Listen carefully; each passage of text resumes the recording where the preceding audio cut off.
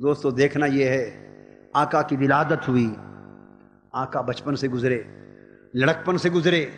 جوانی سے گزرے، بھرپور جوانی کا دور آ گیا، اعلان نبوت ہوا، بعثت ہو گئی۔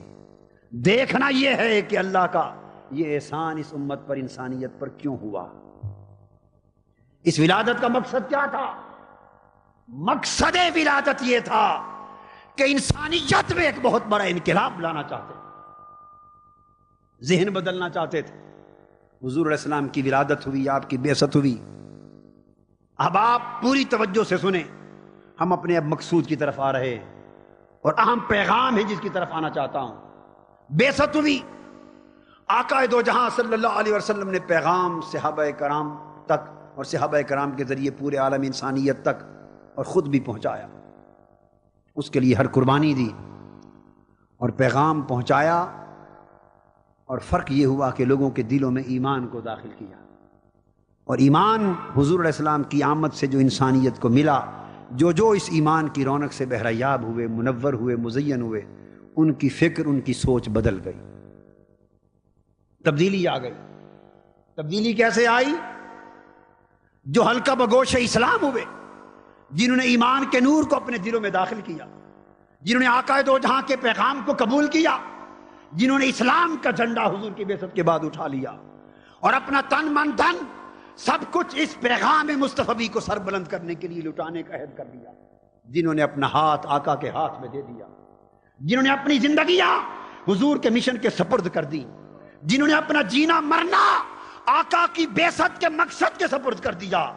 اور جنہوں نے سب کچھ لٹا کے حضور کے قدموں میں نچھاور کر دیا، جو حضور کے ہو گئے، وہ بدل گئے۔ اور سوچیں کس طرح بدلی؟ اس طرح بدلی کہ حضرت سیدنا ابو بکر صدیق رضی اللہ تعالیٰ عنہ کا ایک بیٹا، جو بدر کے میدان، بدر کی جنگ تک ابھی مسلمان نہ ہوا تھا، بدر کی جنگ تک،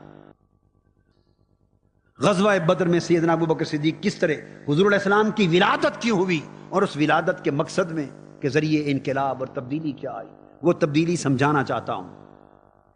اے مسلمانان عالم، اے تحریک منہاج القرآن کے وابستگان، اے آقا دو جہاں کے غلاموں، اے مصطفی انقلاب کے سپاہیوں اور حضور علیہ السلام کی محبت کا دم بھرنے والوں، آئیے حضور پر ایمان لانے اور حضور سے محبت کرنے کا نتیجہ کیا نکلا۔ آئیے آج کی رات آقا کی ولادت باسعادت کی اس عظیم نعمت پر اللہ کی بارگاہ میں شکر بجا لاتے ہوئے ہم اس مقصد کی طرف آئیں کہ حضور علیہ السلام کیوں دنیا میں آئے، ہمیں کیا دیا، وہ پیغام ہم سے کیا توقع رکھتا ہے، بعثت مصطفی پیغام کے حوالے سے ہماری ذمہ داری کیا بنتی۔ آئیے آج کی رات ہم اپنے گریبانوں میں جھانکیں کہ ہم آقا کی بعثت کے مقصد کی ذمہ داری پوری کر رہے ہیں یا نہیں۔ ارے محبت محمدی کا دم بھرنے والوں، غلامی مصطفیٰ کا دم بھرنے والوں، آج رات اپنی گریبانوں میں جھانک کر ایک امر کا جائزہ لینا ہوگا۔ حضور علیہ السلام نے ہمیں کس راہ پر چلایا، کس طرز کی زندگی کا سبق ہمیں دیا، اور ہم کس طرز کی زندگی گزار رہے ہیں،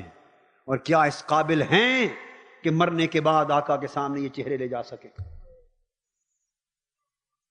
آئیے وہ فرق دیکھیے، اس کی ایک تصویر آپ کے سامنے رکھتا ہوں، ایک جھلک رکھتا ہوں، اس میں اس جھلک کو سامنے رکھ کر ہمیں اپنے حالات کا جائزہ لے کر موازنہ کرنا ہے۔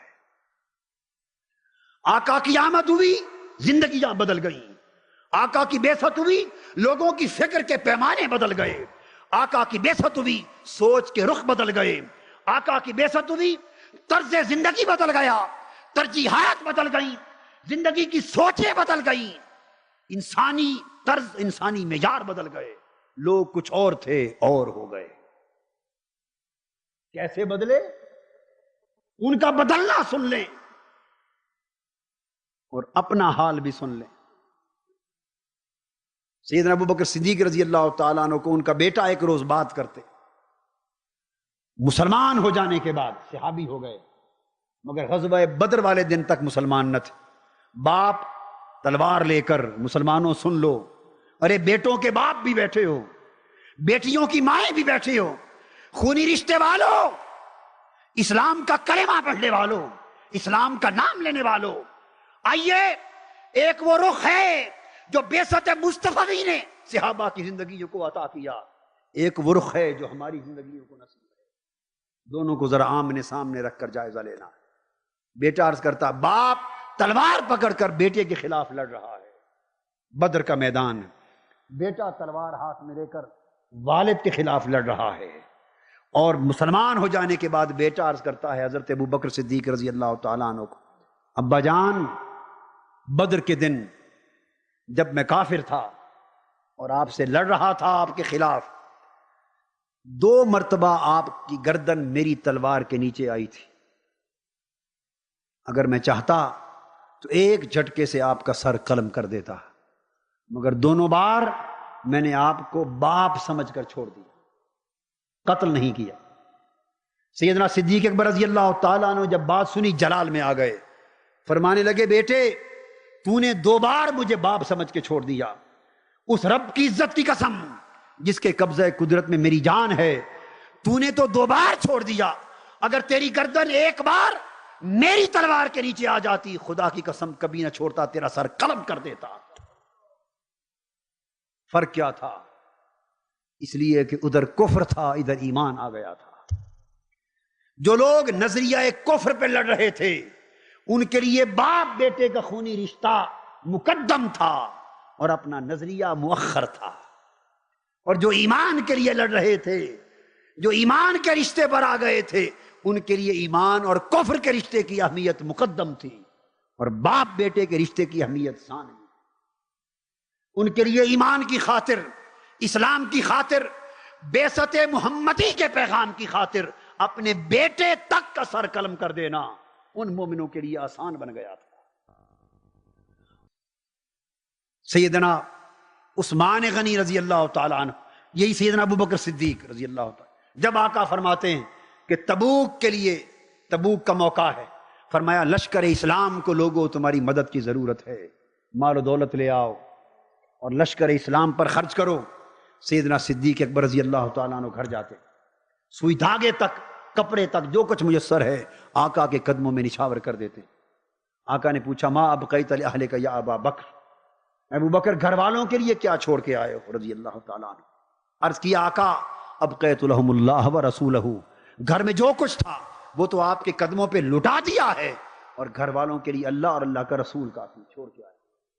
دوستو توجہ طلب بات یہ ہے، یہ کہنا آسان ہے، کرنا مشکل ہے۔ ہم میں سے کوئی ابو بکر صدیق رضی اللہ تعالیٰ عنہ تو نہیں بن سکتا، مگر ان کے بتائے ہوئے راستے کو دیکھ تو سکتا ہے، ان کے طرز حیات کا اندازہ تو کیا جا سکتا ہے۔ گھر کا سارا کچھ لٹا دینا اور پلٹ کر پیچھے نہ دیکھنا کہ کیا چھوڑا ہے، شام کے کھانے کے لیے کچھ ہے یا نہیں، کل اولاد کا کیا ہوگا، بچے کل کیا کھائیں گے، یہ قربانی دے دی، اور یہ قربانی آسان بن گئی کب؟ جب ایمان اندر آ گیا اور آقا دو جہاں کی بعثت کی نعمت کی قدر آ گئی، اور یہ بات سمجھ آ گئی کہ حضور اس لیے دنیا میں آئے کہ ہماری زندگیوں میں یہ تبدیلی پیدا کر دیں، اور ہم اس لیے ایمان پر آئے کہ اپنا تن من دن، خون کا رشتہ، مال کا رشتہ، اولاد کا رشتہ، دنیا کا رشتہ، دنیا کی ہر محبت، ہر حرص، ہر لالچ، ہر رغبت، جب ایمان پکارے ہر شے اس کی خاطر قربان کرنا آسان ہو جائے۔ ایک ذہنی تبدیلی تھی، فکری تبدیلی تھی، قلبی تبدیلی تھی۔ اس ایمان اور مقصد بعثت مصطفی اور اسلام کے تصور نے ان کی سوچ کے پیمانے بدل دیے تھے۔ خون کے رشتے پیچھے رہ گئے، مال و دولت کی محبتیں پیچھے رہ گئیں، تجارتیں پیچھے رہ گئیں، دنیا کی ساری نسبتیں پیچھے رہ گئیں، اور ہر نسبت، ہر مفاد اللہ کے دین کی خاطر قربان کر دینا ان پر آسان ہو گیا۔ اور نوبت یہاں تک جا پہنچی کہ ایک رات جوان صحابی جس کی شادی ہوئی، اور جوان صحابیہ جو دلہن ہے، صحابی اور صحابیہ، دلہا دلہن، آج پہلی رات ہے، شب عروسی ہے، آپس میں بیٹھے گفتگو کر رہے ہیں، ملاقات بھی نہیں ہوئی، ابھی گفتگو ہو رہی ہے۔ اچانک مدینہ کی گلی سے آواز آئی، جوانوں، آقا نے جہاد کے لیے طلب فرما لیا ہے، اسلام کا لشکر جا رہا ہے، آ جاؤ۔ اس جوان صحابی نے جو دلہا تھا شب عروسی میں اپنی دلہن کی سنگت و صحبت چھوڑ کر چھلانگ لگائی، جانے لگا، دلہن نے پیچھے سے قمیض پکڑ لیا، پوچھا میرے سرتاج کہاں جا رہے ہو؟ جواب دیا اپنے سرتاج کی بارگاہ میں جا رہا۔ پوچھا آج کی رات شب عروسی ہے، آج کی رات میرے ساتھ بسر کر لو، صبح چلے جانا۔ قافلہ جہاد کے لیے صبح ہی جائے گا، رات تو منادی ہو رہی ہے۔ فرمانے لگے اس بات کی کیا ضمانت کہ صبح تک زندہ بھی رہوں یا نہ رہوں، میں اپنے آقا کی بارگاہ میں جا کے لبیک کہنے میں ایک لمحے کی بھی تاخیر نہیں کرنا چاہتا، زندگی کا بھروسہ نہیں۔ یہ فرما کر اٹھے، چل پڑے اور فرمانے لگے دلہن اگر جہاد سے بچ کر واپس آ گیا تو زندگی کے چند دن اکٹھے گزار لیں گے، اگر شہید ہو گیا تو حوض کوثر پہ ملاقات ہو۔ کیسے کہہ دیا حوض کوثر پہ ملاقات ہوگی؟ دیکھا نہیں ہے، یؤمنون بالغیب، بن دیکھے ایمان میں اتنے مضبوط ہو گئے۔ حوض کوثر پہ ملاقات ہوگی، اس طرح جیسے کوئی کہتا ہے اس چوک پہ ملیں گے، جیسے کہتا ہے بھائی اس چوک میں ملیں گے، جیسے چوک نظر آ رہا ہے، نہ مرے ہیں نہ دوبارہ جی کے اٹھے ہیں، نہ قیامت بپا ہوئی ہے، کہتے ہیں حوض کوثر پہ ملیں گے، جیسے وہ سامنے نظر آ رہا ہے۔ آقا دو جہاں کی غلامی اور ایمان، اس کا مطلب یہ ہے کہ دوستو جس شے پر ایمان لائے اس پر یقین اتنا پختہ ہو جائے کہ آنکھوں دیکھی چیز پر شک ہو جائے مگر مصطفیٰ کی بتائی اندیکھی چیز پر شک نہ ہو۔ ایمان کا معنی یہ تھا کہ بن دیکھے جب مصطفیٰ کی زبان پر مان لیا اور بتا دیا لوگوں آخرت دنیا سے بہتر ہے، آخرت کا سودا دنیا کے سودے سے بہتر ہے، اللہ کا قرب دنیا کی نعمتوں سے بہتر ہے، مولا کی جزا دنیا کی نعمتوں سے بہتر ہے۔ جب آقا نے فرما دیا لوگوں دنیا کماتے ہو مگر اسے جمع کرنے سے اللہ کی راہ میں خرچ کر دینا بہتر ہے، ارے جان کو سنبھال کے رکھنے والوں اس جان کو سنبھالنے سے اللہ کی راہ میں لٹا دینا بہتر ہے، ارے دنیا کے حرص و لالچ میں مارے پھرنے والوں اس حرص و لالچ کو لات مار دینا اور بندے کے مولا کی طرف چل پڑنا بہتر ہے، اور دنیا کو دین کی خاطر قربان کر دینا بہتر ہے۔ دنیا دکھائی دے رہی ہے، آخرت اور دین کا مفاد دکھائی نہیں دے رہا۔ دنیا بالکل دست بدست سودا ہے، آخرت کا ادھار سودا ہے، مگر ایمان یہ ہے کہ دست بدست سودا رد کر دیا جائے، مولا کا دیا ہوا ادھار سودا لے لیا جائے۔ یہ انقلاب آ گیا تھا، نفس کی خواہشیں قربان کر دی، لذتیں قربان کر دی، دنیا کی راحتیں قربان کر دی، رشتے قربان کر دیے، نسبتیں قربان کر دی، کچھ بھی نہ چھوڑا، مولا نے جو مانگا وہی دے دیا، حضور نے جس شے کو طلب کیا وہی دے دیا۔ اور قربان جائیں وہ دن اور وہ رات یاد کرو جب احد کے میدان سے صحابہ پلٹے ہیں، 70 صحابیوں کو شہید کرا کر سر سے پاؤں تک جسم لہو لہان ہے، تیر اور تلواروں کے ساتھ چھلنی ہے، اٹھنے کی سکت نہیں، پٹیاں بندھی ہوئی ہیں، علاج نہیں ہوئے، زخموں سے خون رس رہے ہیں، مدینہ شہر میں رات کو پہنچے، ابھی بستروں پہ گرے، اٹھنے کی طاقت نہ تھی، احد میں تلواریں کھا کر آئے تھے، ابھی پہلی رات ہے، صبح نہ ہوئی تھی،